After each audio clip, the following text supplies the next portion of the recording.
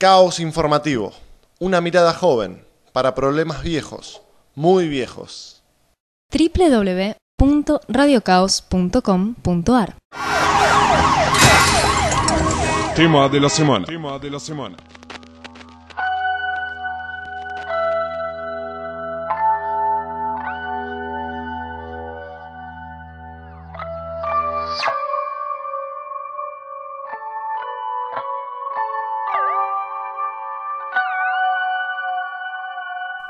¿De qué hablamos cuando hablamos de coparticipación federal?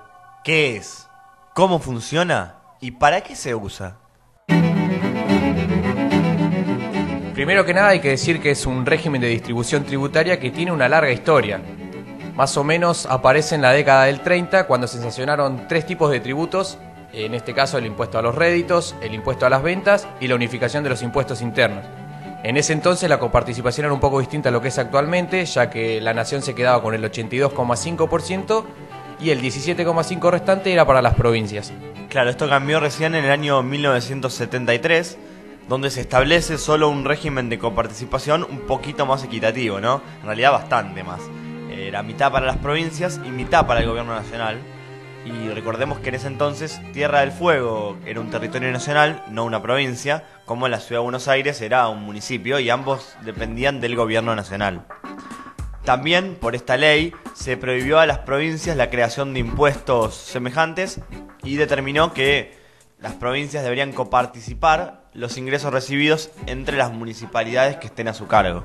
Esta ley se volvió a cambiar nuevamente en 1988, donde se estableció un acuerdo financiero de carácter transitorio a través de la ley 23.548, pero que está vigente aún hasta la actualidad.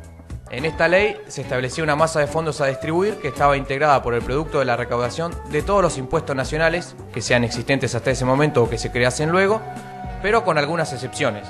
La más importante en este caso es que no se incluye la distribución de lo recaudado en tanto lo que se conocen como los impuestos a las exportaciones o importaciones. Vale poner un ejemplo muy de moda últimamente, las benditas retenciones. Totalmente, sí. En realidad el monto total recaudado se distribuiría de la siguiente forma. Serían cerca del 42% para la nación, un 55% al conjunto de las provincias y un 3% restante que se divide entre un 1% para un fondo de aportes al Tesoro Nacional de las provincias, o sea, lo que sería para atender situaciones de emergencia o desequilibrios financieros de los gobiernos provinciales, siendo el Ministerio del Interior el encargado de estas asignaciones, y el 2% que falta, de este 3% que les comentábamos, se destina a las provincias de Buenos Aires, Chubut, Neuquén y Santa Cruz para una supuesta y una un poco inexplicable recuperación relativa. Calculo que hasta este momento la situación tendría que haber cambiado un poco. Pasaron 20 años. Tal cual. El otro cambio que se dio también fue a partir de la reforma constitucional de 1994.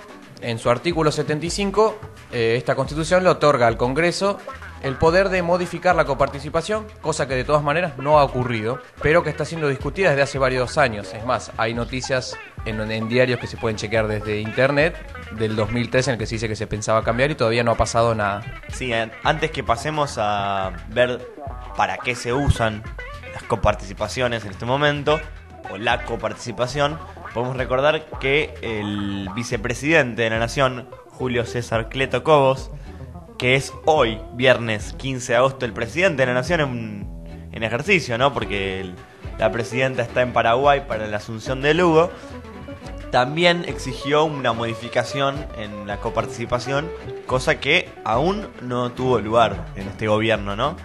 Así que bueno, metámonos ahora en ¿para qué se usa la coparticipación federal? En realidad el principal uso que se le da es su no implementación. O sea, lo que sería enviar las partidas de coparticipación que corresponden según la reglamentación vigente en busca de comprar voluntades, tejer alianzas con gobernadores y sobre todo, especular con la amenaza constante del ahogo a las provincias.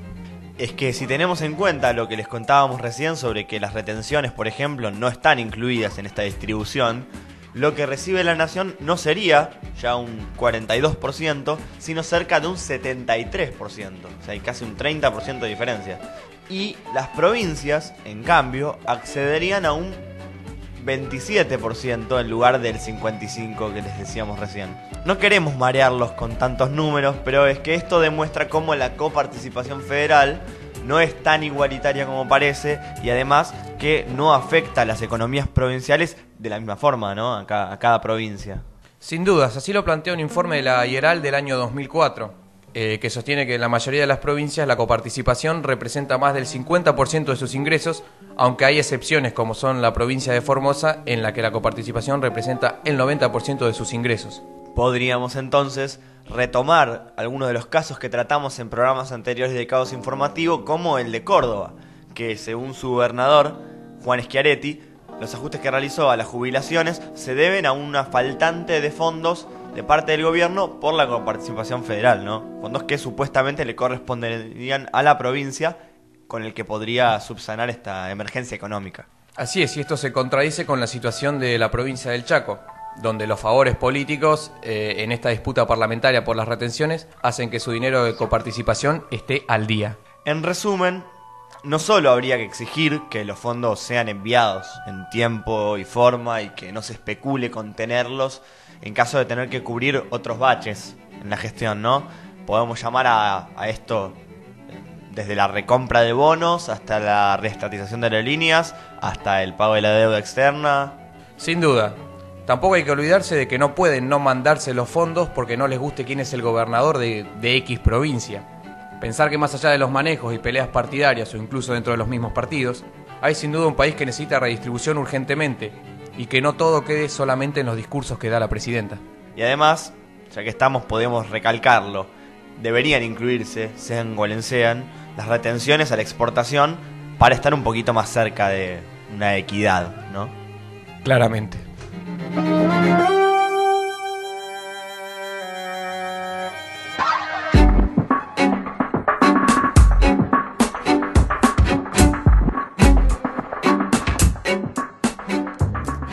Radio Caos, sonido en crisis. Radio Caos es una radio por internet en formato podcast. ¿Qué quiere decir esto? Que podés escuchar los programas cuando quieras y donde quieras, con solo entrar en www.radiocaos.com.ar. Y también, si querés, te los podés bajar a tu compu o al MP3. Además te recomendamos entrar en la audioteca del sitio, donde podés escuchar todos los programas desde el comienzo de la radio. Esto fue un servicio al oyente de Radio Caos.